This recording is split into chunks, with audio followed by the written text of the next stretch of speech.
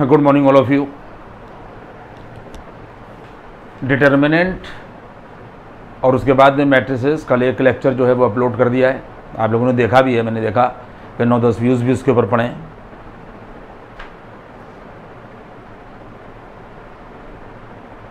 Matrices में कल जहाँ पर हमने छोड़ा था वहाँ पर मैंने आप लोगों को 2 मैट्रिसेस का मल्टीप्लिकेशन सिखा दिया था। क्लास 10 के बच्चे भी देखें और क्लास 12 में जो पहुँच चुके हैं, जो 10th पढ़ चुके हैं, उनको ये सब मैक्सिमम पता है, उनका रिवीजन है खाली ये। बाकी आगे बढ़ रहा हूँ मैं धीरे धीरे।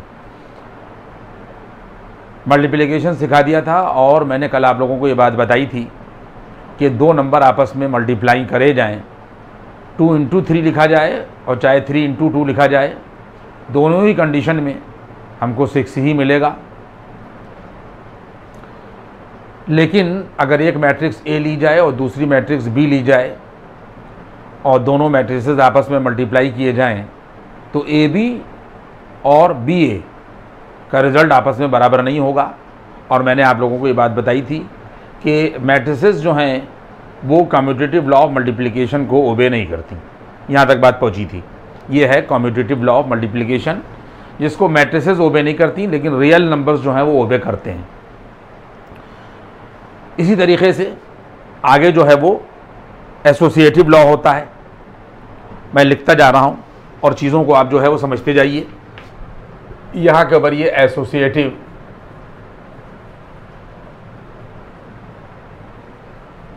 लॉ यहाँ के ऊपर दे रखा है of multiplication, of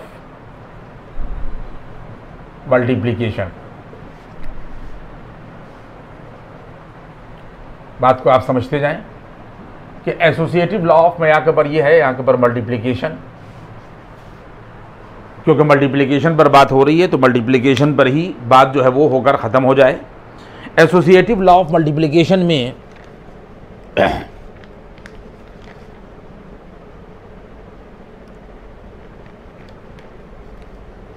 A B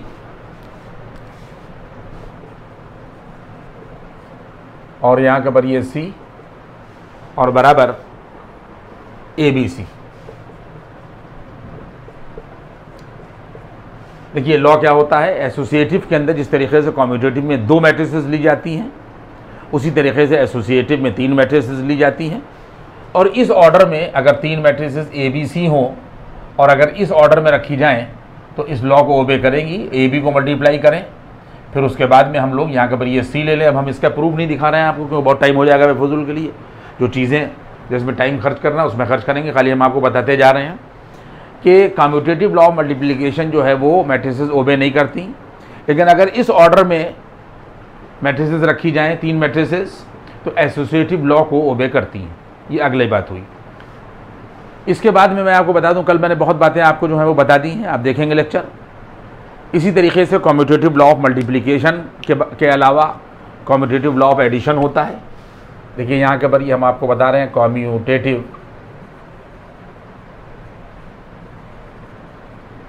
law of addition. आप देख लें कि कम्यूटेटिव लॉ ऑफ एडिशन होता है। मल्टीप्लिकेशन की बात मैंने ख़त्म कर दी। इसी तरीके से अगर कोई 2 मैट्रिसेस ले ली जाएं ए और बी और इस ऑर्डर में उनको जोड़ा जाए ए प्लस बी और यहाँ के ऊपर ये बी प्लस ए, तो ये लॉ ओबे हो जाएगा। इसका मतलब ये है कि चाहे हम ए प्लस बी करें और चाहे बी प्लस ए करें, दोनों ही कंडीशन में रिजल्ट जो है वो सेम मिलेगा। इसका मतलब ये हुआ कि मैट्रिसेस जो हैं वो कम्यूटेटिव लॉ ऑफ एडिशन को ओबे करती हैं। यहाँ तक बात पहुँची। इसके बाद में यहाँ के ऊपर आप देख लें, अगली तरफ में हम लोग आए, ये एसोसिएटिव लॉ ऑफ एडिशन है।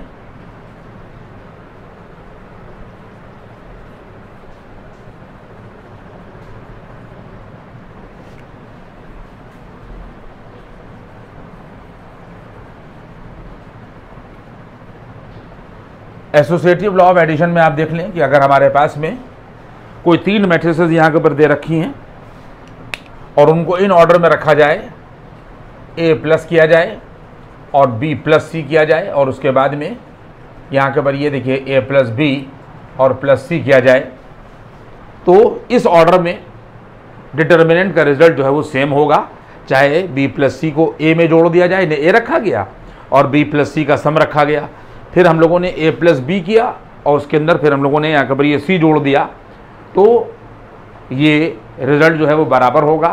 कहने का मतलब ये है कि अपने आप दिमाग में रखेंगे कि एसोसिएटिव लॉ ऑफ एडिशन जो है वो मैट्रिसेस जो है वो ओबे करती हैं। इसी तरीके से हम लोग कल सब पढ़ चुके हैं सब चीज़ें, आइडेंटिटी, प्रॉपर्टी और एडिटिव इन्वर्स वगैरह सब पढ़ चुके हैं, कल आप देख लेंगे। और इसके बाद में यहाँ के ऊपर मल्टीप्लिकेशन ऑफ मैट्रिसेस भी हम लोगों ने देख लिया है। इसके बाद में है डिस्ट्रीब्यूटिव लेफ्ट प्रॉपर्टी। मैं आप लोगों को सब पढ़ाई दे रहा हूँ इसीलिए कि आप समझ लें, डिस्ट्रीब्यूटिव जल्दी में नहीं हूँ मैं। डिस्ट्रीब्यूटिव लेफ्ट यहाँ के ऊपर जो प्रॉपर्टी है ये भी मैट्रिसेस जो है वो ओबे करती हैं कि डिस्ट्रीब्यूटिव लेफ्ट प्रॉपर्टी में अगर हमारे पास में 3 डिटर्मिनेंट हैं, ए रखा गया और उसके बाद में यहाँ के ऊपर ये बी प्लस सी में ए से मल्टीप्लाई कर दिया गया और बराबर ये वैल्यू आ जाएगी यहाँ के ऊपर ए बी और प्लस यहाँ के ऊपर ए सी। यानी कहने का मतलब क्या हो गया कि अगर हमारे पास में ये ए लिखा हुआ है और यहाँ पर बी प्लस सी कर दिया जाए और फिर हम इसको इससे मल्टीप्लाई कर दें और हम लोग इससे इसको मल्टीप्लाई कर दें, तो ये कहलाती है डिस्ट्रीब्यूटिव लेफ्ट प्रॉपर्टी और ये मैट्रिसेस में ओबे होती है।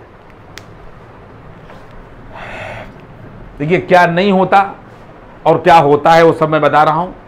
अगर 2 मैट्रिसेस ए और बी हैं तो कभी भी बी और ए और बी आपस में बराबर नहीं होंगी, सिर्फ एक कंडीशन में बराबर होती हैं, वो मैं अभी आगे पढ़ाऊंगा आप लोगों को। बाकी उसके अलावा commutative law of multiplication matrices obey नहीं करती। इसके बाद में यहाँ के ऊपर हमारे पास में यहाँ के ऊपर ये जो है वो डिस्ट्रीब्यूटिव, यहाँ के ऊपर राइट प्रॉपर्टी है, आप देखते जाएं।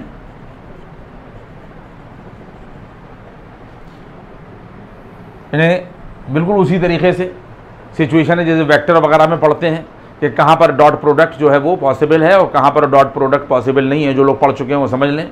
उसी तरीके से यहाँ के ऊपर क्या है कि चाहे हम ए इधर रखें, यानी ये लेफ्ट प्रॉपर्टी में है, और ए बी प्लस ए सी करेंगे और बी प्लस सी के सम को अगर ए से मल्टीप्लाई करें तो ये रिजल्ट और ये रिजल्ट आपस में बराबर होगा। और इसी तरीके से राइट प्रॉपर्टी में क्या है, बी प्लस सी, आप देख लें इस चीज़ को कि यहाँ के ऊपर हमारे पास में यहाँ के ऊपर बी प्लस सी और डॉट ए हो जाए और यहाँ के ऊपर बी ए और प्लस सी ए, ये राइट प्रॉपर्टी हो गई। ये भी ओबे होती है कि हम लोग चाहे सम में और ए मैट्रिक्स को मल्टीप्लाई करें और चाहे बी और प्लस सी ए निकालने के बाद जोड़ दें, दोनों ही कंडीशन में रिजल्ट जो है वो हर हाल में यहाँ के ऊपर बराबर होंगे। देखिए यहाँ तक हमने सारे लॉस जो हैं वो आपको पढ़ा दिए और जल्दी जल्दी पढ़ा दिए क्योंकि ये बहुत बोरिंग चीज़ें होती हैं, लेकिन मैंने अब चूँकि है आपके सिलेबस में इसलिए मैंने आप लोगों को क्लास 10th में और 12 में सब में है तो मैंने आपको पढ़ा दिया। आपके टीचर ये सब नहीं पढ़ाएगा, वो डायरेक्ट थोड़े बहुत सवाल लगवा देगा, लेकिन मैंने आपको चीज़ें जो हैं वो बता दी। अब इसके बाद में एक बड़ी अहम चीज़ है बच्चों, और वो है कैंसिलेशन लॉ। क्या है, आप देखें कि ये कैंसिलेशन क्या होता है और मैट्रिसेस इसको ओबे करती हैं या नहीं करती, ये चीज़ हम लोग यहाँ के ऊपर जो है वो देखेंगे।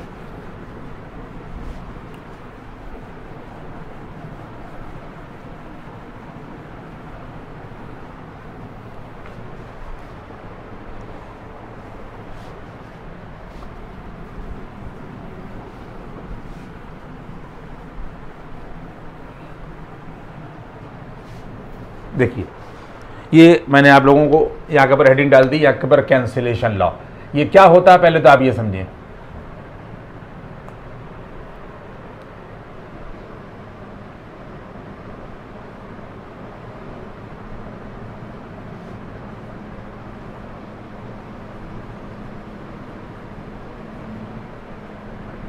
देखिए चूंकि अभी बोर्ड जो है वो गीला है इसलिए देर भी लग रही है लिखने में, लेकिन आप ये समझ लीजिए कैंसिलेशन लिखा हुआ है और उसके बाद में यहाँ के ऊपर लिखा हुआ है यहाँ के ऊपर लॉ, और पेन भी कुछ कम साथ हमा दे रहा है, इसलिए बात को आप समझ लें। मैं बोल भी रहा हूँ कि ये लिखा हुआ है यहाँ के ऊपर कैंसिलेशन लॉ, और कैंसिलेशन लॉ को मैं आपको एग्जाम्पल से बताता हूँ कि कैंसिलेशन लॉ क्या होता है और कैंसिलेशन लॉ मैट्रिसेस ओबे करती हैं या नहीं करती। अगर हमारे पास में कोई एक मैट्रिक्स यहाँ के ऊपर देख लें, यहाँ के ऊपर इफ़ ए बराबर, सारे बच्चे देखिए, इफ़ ए बराबर यहाँ के ऊपर दे रखा 0 1, यहाँ के ऊपर 0 1 और यहाँ के ऊपर 0 और यहाँ के ऊपर 0। इसके बाद में यहाँ के ऊपर कॉमा बी बराबर यहाँ के ऊपर क्या दे रखा है 2 0 और यहाँ के ऊपर ये 0 और यहाँ के ऊपर 0 दे रखा है। एंड सी बराबर, ये देख लें आप यहाँ के ऊपर ये एंड यहाँ के ऊपर सी बराबर यहाँ के ऊपर 1 0 और ये 0 0 दे रखा है। आप देख लें कैंसिलेशन लॉ में क्या है, पहले आप लोग यहाँ के ऊपर बताता हूँ मैं कि क्या है और एप्लीकेबल है या नहीं है। सारे लोग यहाँ के ऊपर ए बी निकालिए। तो बच्चों जब आप यहाँ के ऊपर ये ए बी निकालिएगा तो देखिए 0 और यहाँ के ऊपर 1 0 0 और बी मैट्रिक्स जो है वो यहाँ के ऊपर ये आ जाएगी 2 0 और उसके बाद में यहाँ के ऊपर 0 0। फिर बराबर सिचुएशन यहाँ के ऊपर क्या आ जाएगी, जब इन दोनों को मल्टीप्लाई करेंगे तो मैंने आप लोगों को बता दिया था कि पहला रो और पहला कॉलम लिया जाएगा।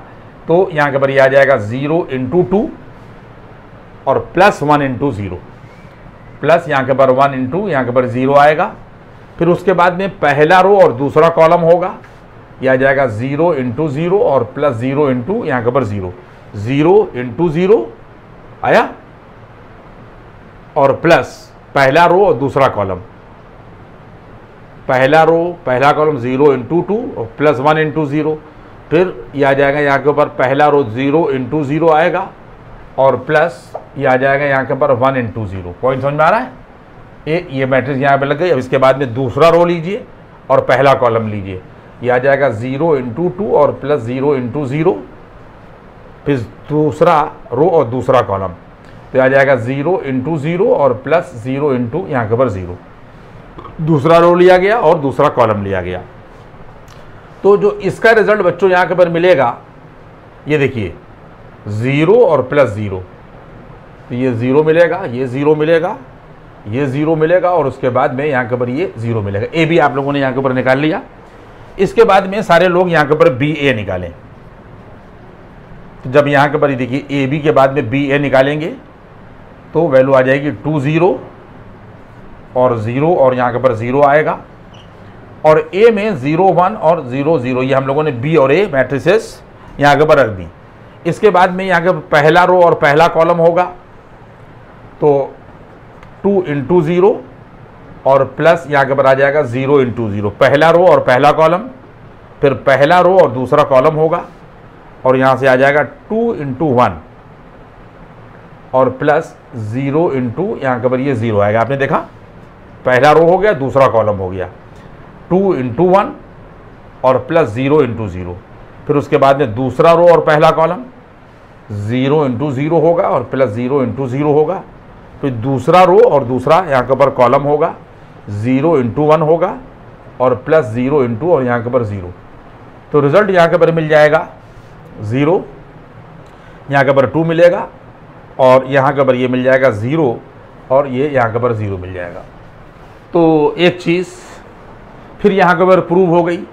मैं तो आप लोगों को कैंसिलेशन लॉ समझा रहा हूँ, लेकिन यहाँ के ऊपर एक चीज़ यहाँ के ऊपर ये प्रूव हो गई और इसको अपने पास में आप नोट कर लें कि इनसे कंडीशन ये निकल कर आई कि ए बी और बी ए आपस में बराबर नहीं है। क्या देखा आपने कि ए बी और बी ए आपस में बराबर नहीं है। ए बी की जो वैल्यू मिली है वो नल मैट्रिक्स मिली है और बी ए की जो वैल्यू मिली है वो नल मैट्रिक्स नहीं मिली। एक तो ये हो गया कि कॉम्यूटेटिव लॉ मल्टीप्लिकेशन ओबे नहीं होता और हम लोग समझ रहे हैं कैंसिलेशन लॉ। अभी वो भी मैं आपको बता रहा हूँ कि इसके बाद में बी ए के बाद में फिर आप लोग यहाँ के ऊपर ए सी निकालिए। और बच्चों जब हम लोग यहाँ के ऊपर ये ए सी निकालेंगे तो ए सी निकालने के लिए हम लोग क्या करेंगे कि 0 और यहाँ के ऊपर 1 0 और यहाँ के ऊपर ये 0 रखेंगे और 1 0 और 0 और यहाँ के ऊपर ये 0, ये हम लोगों ने ए और सी की मैट्रिसेस रख दी और उसके बाद में इन दोनों को हम लोगों ने यहाँ के ऊपर मल्टीप्लाई किया। तो ये वैल्यू आ जाएगी जाकर यहाँ के ऊपर 0 × 1, पहला रो और पहला कॉलम 0 × 1 हुआ और प्लस 1 × यहाँ के ऊपर 0 हुआ। फिर पहला रो और दूसरा कॉलम हुआ और प्लस यहाँ के ऊपर आ जाएगा 1 × 0। फिर दूसरा रो पहला कॉलम ये आ जाएगा 0 × 1 और प्लस 0 इंटू 0 होगा, और 0 इंटू 0 और प्लस 0 इंटू यहाँ के ऊपर ये आ जाएगा 0। ये हम लोगों ने यहाँ के ऊपर ये किया, तो जो रिजल्ट मिलेगा वो हमारे पास में यहाँ के ऊपर क्या मिल जाएगा, ये भी 0 मिलेगा, ये भी 0 मिलेगा, और ये सब हमारे पास में यहाँ के ऊपर ये 0 आ गया। आप देख लें, मैं कैंसिलेशन लॉ आपको समझा रहा हूँ। ए बी और ए सी जो है वो बराबर आ गया। आप लोग और कर लें कि ये हम लोगों ने यहाँ के ऊपर ए बी निकाला है जो हमारे पास में नल मैट्रिक्स है, और जो हम लोगों ने ए सी निकाला है ये भी यहाँ के ऊपर हमारे पास में यहाँ के ऊपर नल मैट्रिक्स है। देखिए सिचुएशन क्या हो गई कि हम लोग यहाँ से इस ए को और इस ए को, आप गौर करें इस चीज़ को, काट दें। हम लोगों ने क्या किया कि इसको भी काट दिया और इसको भी काट दिया, तो इसका मतलब यह है कि बी सी के बराबर हो जाएगा। आपने देख लिया, और बी सी के बराबर नहीं है। आप गौर कर लें इस चीज़ को, हमने ए काट दिया तो बी हम लोग को क्या मिल जाएगा, बराबर सी मिल जाएगा, सिर्फ बी बराबर सी बचेगा। लेकिन बी मैट्रिक्स में यहाँ पर 2 लिखा हुआ है और सी वाली मैट्रिक्स में यहाँ पर 1 मिला है, इसका मतलब बी सी के बराबर नहीं है। यहाँ पे लिखा जाएगा यहाँ के पर but B is not equal to C. इसका मतलब क्या हो गया कि बी सी के बराबर नहीं है। तो इसका मतलब ये हो गया कि हम लोग ए को काट नहीं सकते।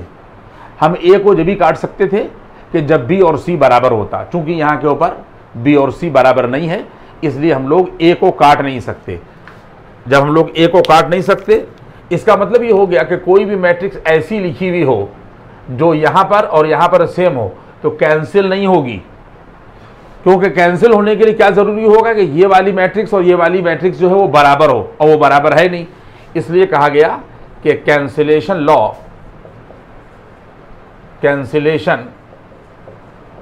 Law is not applicable. ये मैंने आप लोगों को कैंसिलेशन लॉ बता दिया कि दोनों तरफ जैसे ये लिखा हुआ हो कि एक्स वाई बराबर, यहाँ के ऊपर लिखा हुआ एक्स और यहाँ के ऊपर पी, आप करते नहीं, एक्स काट देते थे दोनों तरफ से तो वाई बराबर पी आ जाता है। ठीक है, तो यहाँ के ऊपर सिचुएशन क्या हो गई कि वाई बराबर पी आ जाएगा किसी भी सर्कमटेंसेस में रियल सिस्टम में, लेकिन मैट्रिसेस के अंदर ये सिचुएशन जो है वो नहीं हो सकती। इसके लिए क्या ज़रूरी होगा कि ये इसके बराबर हो, जो कि बराबर नहीं है, इसलिए हम लोग ए को कैंसिल नहीं कर सकते। ये कैंसिलेशन लॉ मैंने आप लोगों को यहाँ के ऊपर समझा दिया। आगे बढ़िए ज़रा सा।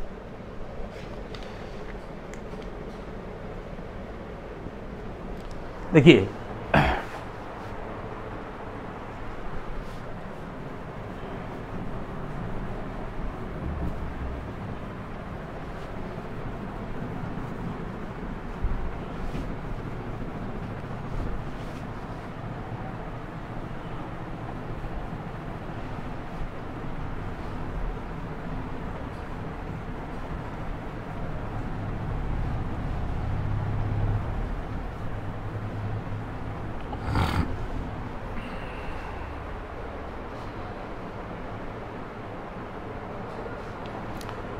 अब ये भी कोई लॉ है, आप ये देख लें इस चीज़ को, और सिंपल इसको यहाँ के ऊपर आप देख लें। इस लॉ का नाम नहीं है, लेकिन बहरहाल इस सिचुएशन को आप समझ लें कि यहाँ के ऊपर देखिए, सूख जाने दीजिए ज़रा सा इसको।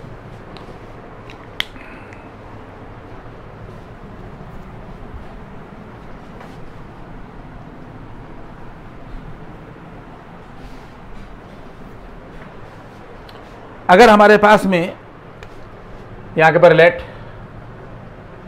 ए इज नल मैट्रिक्स, ये नल लिखा हुआ है, ध्यान रखिएगा, अभी गीली है थोड़ी सी ये।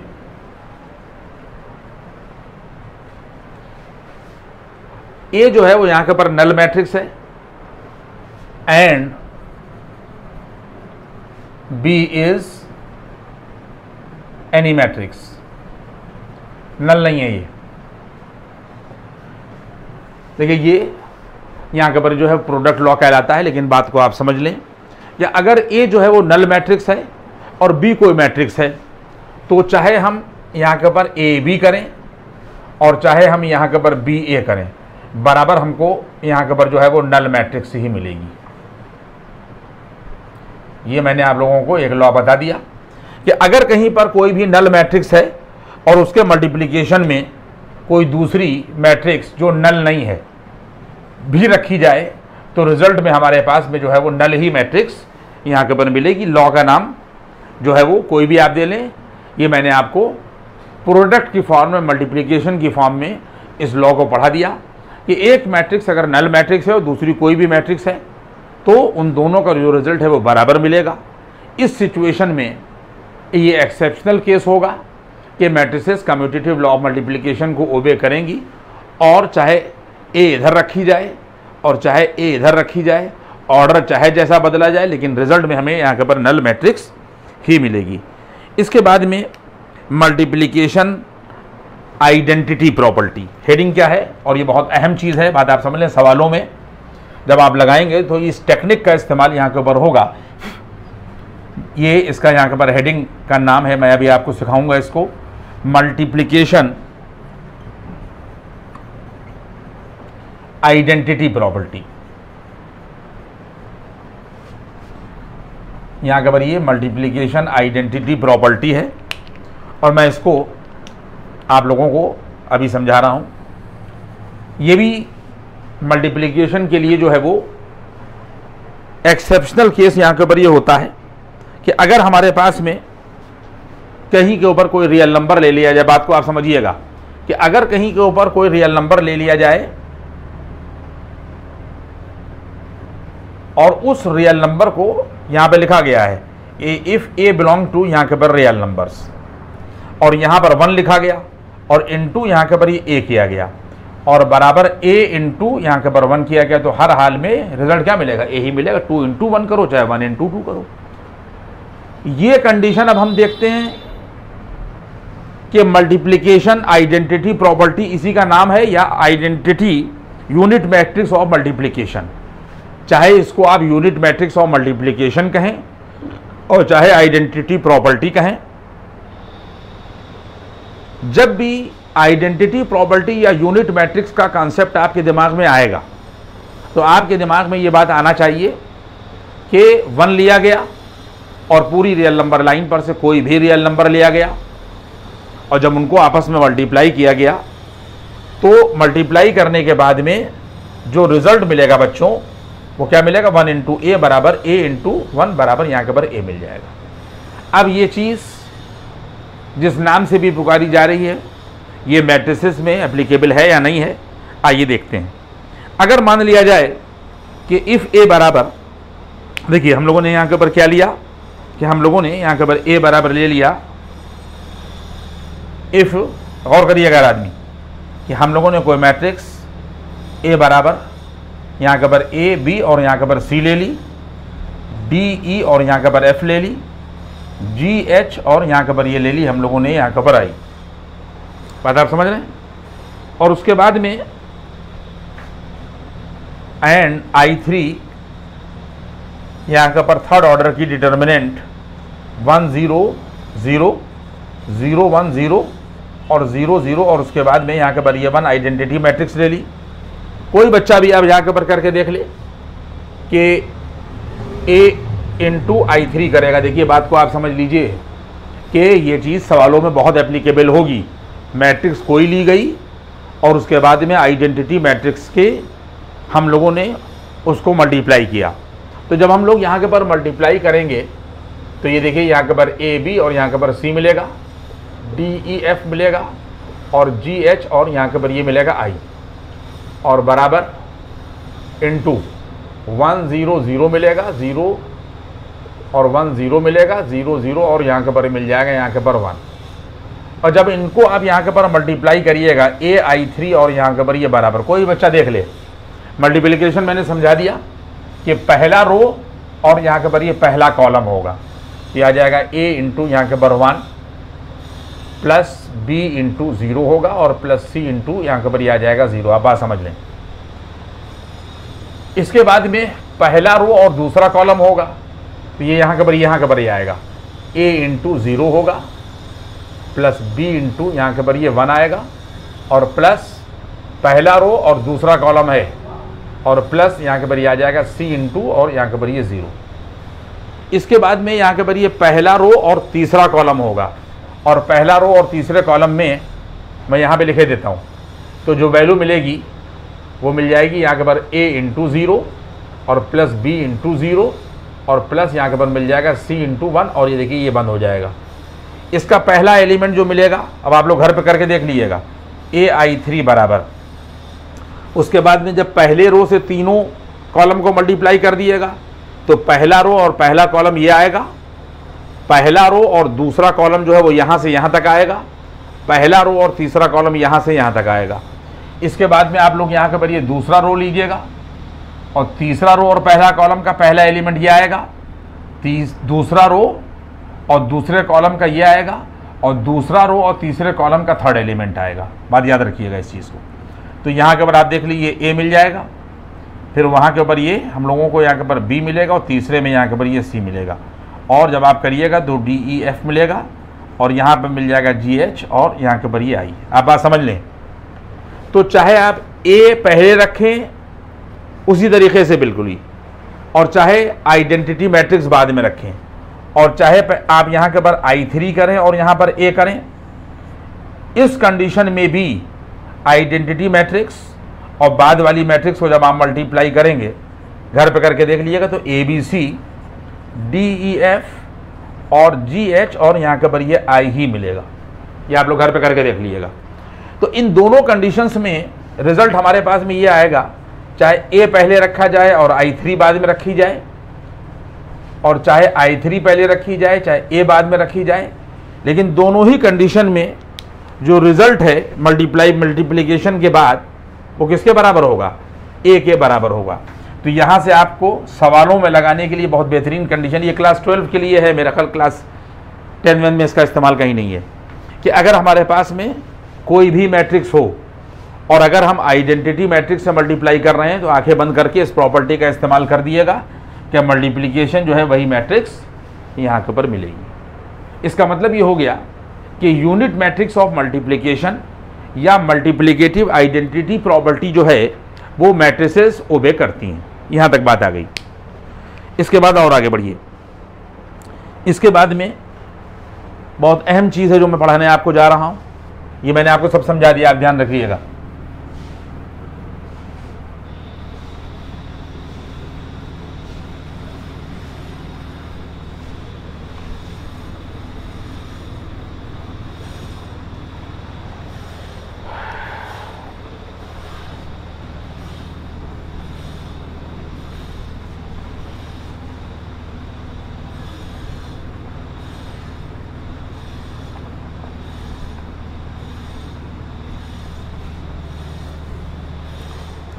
इसके बाद में अभी तक आपने देखा सारे बच्चों ने कि हम लोगों ने मैट्रिसेस का एडिशन भी पढ़ा, सब्ट्रैक्शन के बारे में भी बात की, मल्टीप्लिकेशन के बारे में भी बात की। सारे बच्चे अपने जहन में बात में समझ लें कि हम लोगों ने कहीं के ऊपर भी डिवीज़न की बात नहीं करी, कि दो रियल नंबर तो डिवाइड हो सकते हैं लेकिन दो मैट्रिसेस जो हैं वो डिवाइड नहीं हो सकती। अपने जहन में इस बात को बैठा लीजिए कि division of matrices is undefined. Matrices जो हैं वो डिवाइड नहीं की जा सकती। यहाँ तक पॉइंट आया। अब इसके बाद में फिर क्या हो कि हम लोग इनका डिवीजन कैसे निकालेंगे। आप देख लें कि यहाँ पर हमारे पास में अगर 2 डिवाइडेड बाई यहाँ के ऊपर 5 लिखा हुआ है तो 2 अपान ये हो जाएगा यहाँ के ऊपर 5, यानी 2 को 5 से डिवाइड किया जाएगा। और बराबर सिचुएशन क्या हो जाएगी कि 2 इंटू यहाँ के ऊपर ये आ जाएगा, 5 ऊपर चला जाएगा तो 5 टू द पावर -1 हो जाएगा। तो यहाँ के ऊपर ये 5 टू द पावर -1 नहीं पढ़ा जाएगा किस सिस्टम में, मैट्रिसेस के सिस्टम में, ये इन्वर्स पढ़ा जाएगा। आप लोगों ने इन्वर्स सर्कुलर फंक्शन तो पढ़ा ही है।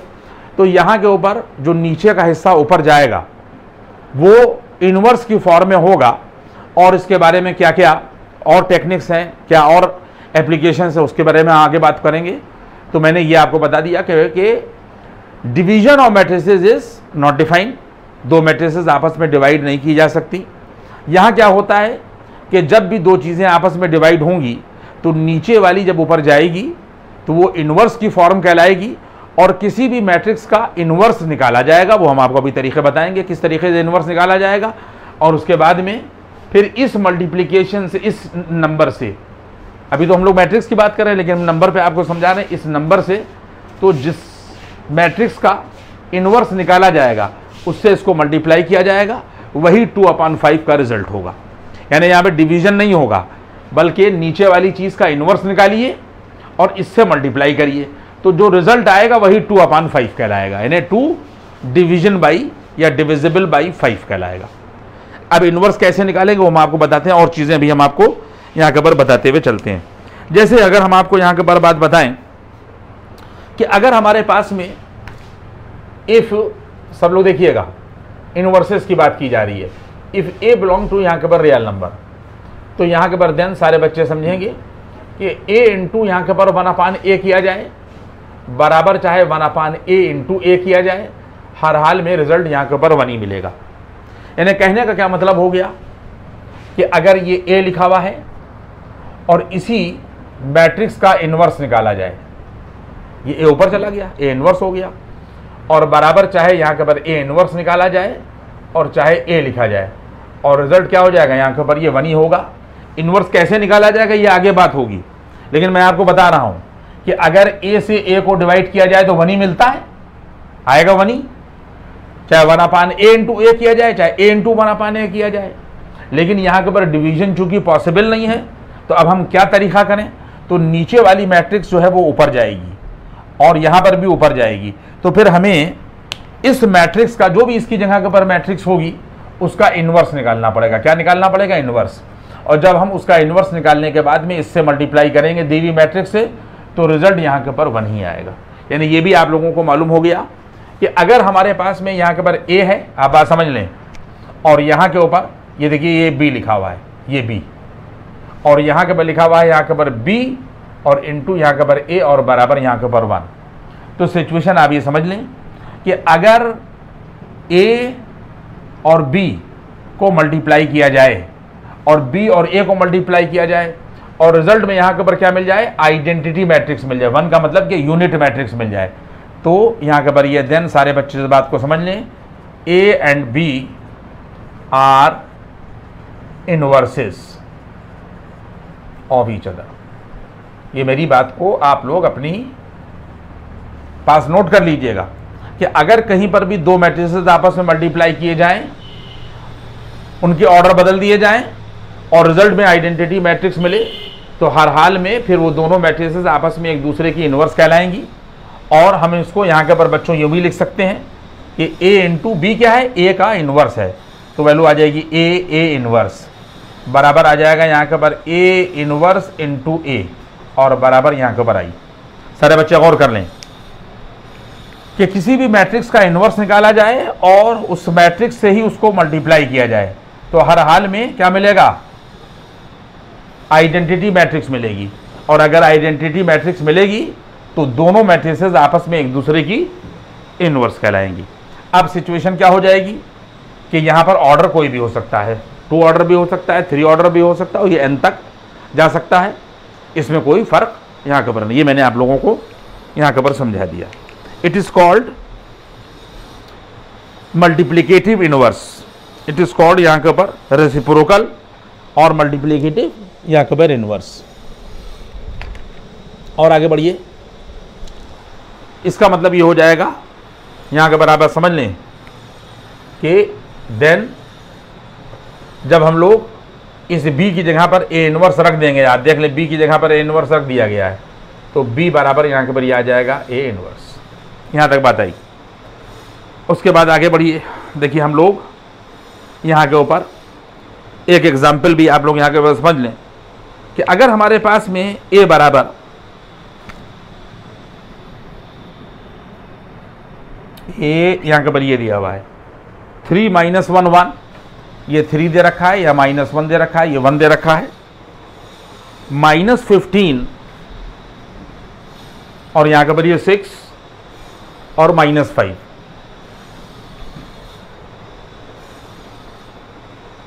5 - 2 2, 5 - 2 और यहाँ के ऊपर ये 2 दे रखा है, a है ये, और उसके बाद में यहाँ के ऊपर जो b है,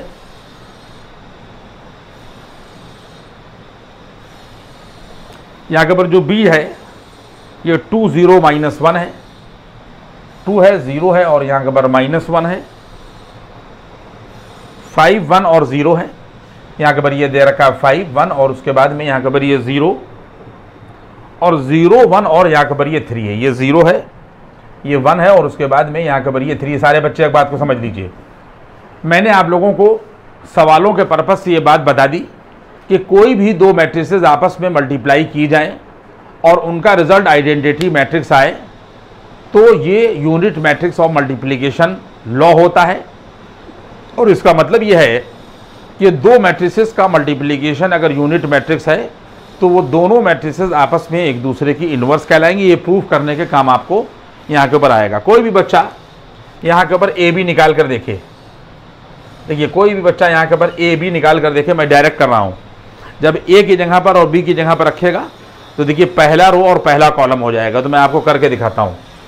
यहाँ से आ जाएगा 3 इंटू यहाँ के ऊपर ये 2, फिर आ जाएगा ये प्लस होगा, यहाँ के ऊपर आ जाएगा -1 इंटू यहाँ के ऊपर 5 और प्लस यहाँ से आ जाएगा 1 इंटू और यहाँ के ऊपर 0। ये पहला रो हुआ और पहला कॉलम हुआ। फिर उसके बाद में पहला रो और दूसरा कॉलम यहाँ पर आ जाएगा और फिर आगे आ जाएगा। आप खुद ही समझ लें कि 3 दूनी यहाँ के ऊपर ये 6 आएगा और 6 में से 5 गया तो क्या बचा 1। तो ये ए बी जब आप लोग करिएगा, ये घर पर करा के आप लोग देख लीजिएगा। ये मैंने आप लोगों को तरीका बता दिया। पहला रो पहला कॉलम लीजिएगा, इसका पहला एलिमेंट बनेगा। पहला रो और दूसरा कॉलम लीजिएगा, ये दूसरा एलिमेंट बनेगा। पहला रो और तीसरा कॉलम लीजिएगा तो इसके पहले रो का थर्ड एलिमेंट बनेगा। फिर इसी तरीके से दूसरा रो और पहला कॉलम, दूसरा रो और दूसरा कॉलम और तीसरा रो और तीसरा कॉलम लेके बनाइएगा। फिर तीसरा रो पहला कॉलम, तीसरा रो दूसरा कॉलम, तीसरा रो और तीसरा कॉलम। अगर हम गलती से कुछ गलत कह गए हो तो आप लोग उसको सही कर लीजिएगा।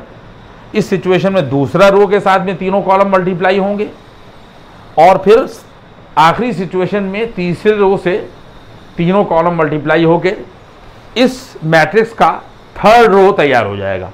और ए बी जो है वो यहाँ के ऊपर 1, आप समझ लें इस चीज़ को, ए बी बराबर 1 0 0 बनेगा, 0 1 और 0 बनेगा, 0 0 और यहाँ के ऊपर 1 बनेगा। यानी जब आप ए और बी को मल्टीप्लाई करिएगा तो आपको यूनिट मैट्रिक्स मिलेगी। इसी तरीके से जब आप बी और ए को करिएगा, ये प्रूफ करने के काम आएगा, तो यहाँ पर भी जो मैट्रिक्स आएगी वो थर्ड ऑर्डर की आइडेंटिटी मैट्रिक्स आएगी। और आखिर में आप लिखेंगे कि ए बी और इज इक्वल टू यहाँ के ऊपर बी ए और बराबर I3 और लिखेंगे hence A and B are inverses of each other and obey identity multiplication law. यहाँ तक बात आ गई। इसके बाद में फिर आप लोग और आगे देखें।